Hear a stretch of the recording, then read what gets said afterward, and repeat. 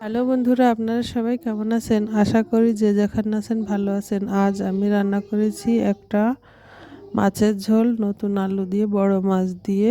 দেখুন রান্নাটা কিভাবে করেছি।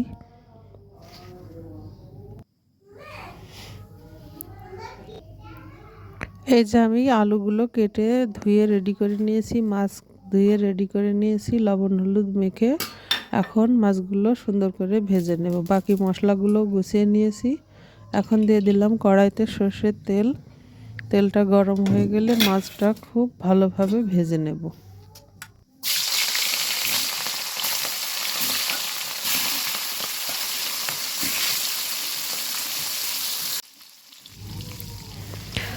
মাছের এক পিঠ ভাজা হয়ে গেছে, আমি এখন মাছটা উল্টে দেব। উল্টে দিয়ে অন্য পাশটাও খুব সুন্দর করে ভেজে নেব। মাছটা ভেজে তুলে নিয়ে তারপরে এই তেলের মধ্যে রান্নাটা করব। দেখতে থাকুন রান্নাটা কিভাবে করি। একদম সিম্পল রেসিপি এবং খেতে ভীষণ সুস্বাদু। আশা করি সবার ভালো লাগবে, তো দেখতে থাকুন। মাছগুলো ভাজা হয়ে গেছে, এখন আমি ভাজা মাছগুলো তুলে নেব।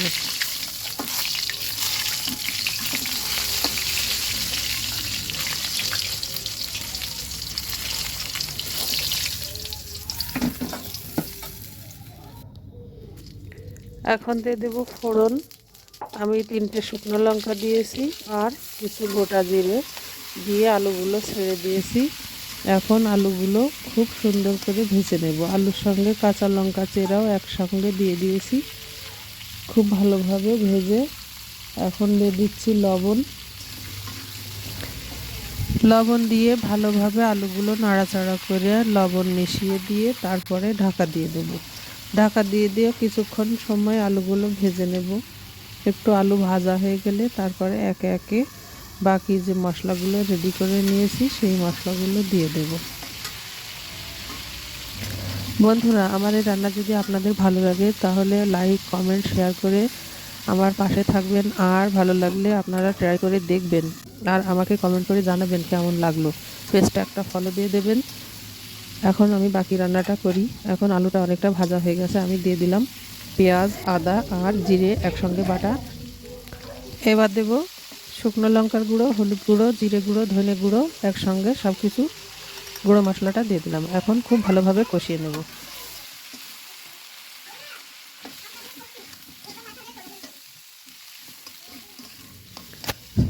মশলাটা কষানোর জন্য আমি অল্প একটু গরম জল দিয়ে দিচ্ছি।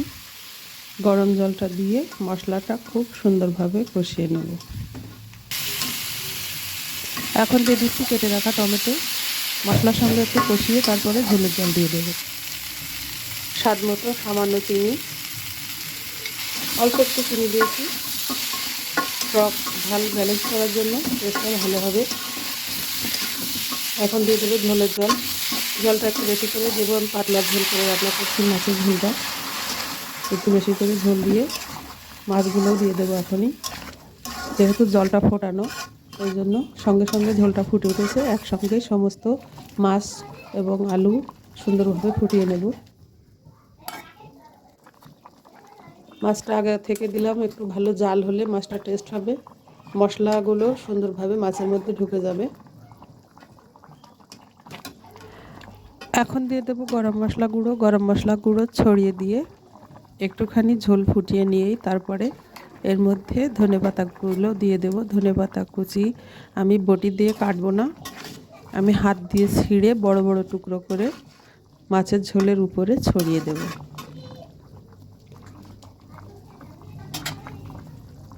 পাতাগুলো আমি ধুয়ে পরিষ্কার করে এনেছি। এখন একটু হাত দিয়ে বড় বড় টুকরো করে ছিঁড়ে ছড়িয়ে দেব।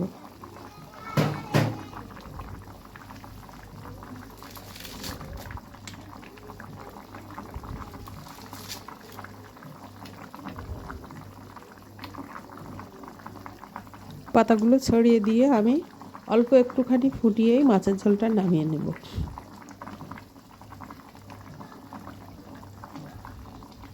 মাছের ঝোল রান্না প্রায় শেষ। এখন গরম গরম ধোয়া ওড়া ভাতের সঙ্গে পরিবেশনের পালা। তো রান্নাটা সবার যদি ভালো লাগে তো অবশ্যই কমেন্ট করে জানাবেন। আর সবাইকে অনেক অনেক ধন্যবাদ ভিডিওটা দেখার জন্য। সবাই ভালো থাকবেন, সুস্থ থাকবেন। এখন আমি ঝোলটা নামিয়ে নেব। রান্না হয়ে গেছে, নামিয়ে নিয়ে পরিবেশনের পালা। রান্না শেষ, গ্যাসটা অফ করে দিয়েছি। এখন একটা অন্য পাত্রে ঢেলে নেব।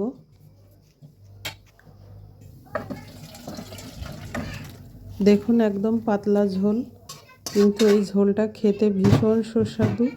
গরম ভাতের সঙ্গে খুবই ভালো লাগবে। সবাই একবার ট্রাই করে দেখবেন, আর ভালো লাগলে কমেন্ট করে জানাবেন।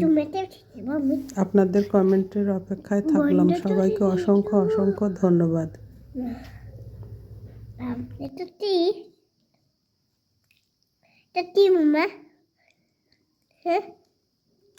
কোনটা? এটা আলু। এটা আলু বাবা। আলু হ্যাঁ, আলু আমার একদম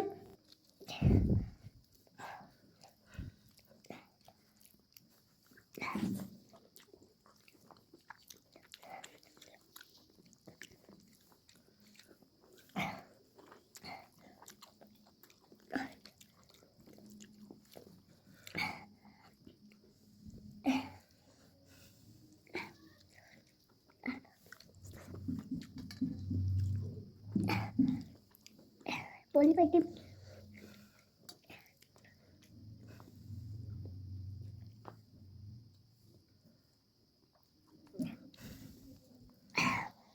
নাও মাছ নাও। কেমন, মজা। ভালো লেগেছে? আচ্ছা, তাহলে আস্তে আস্তে খেয়ে নাও, ঠান্ডা হয়ে। ঠিক আছে, আচ্ছা।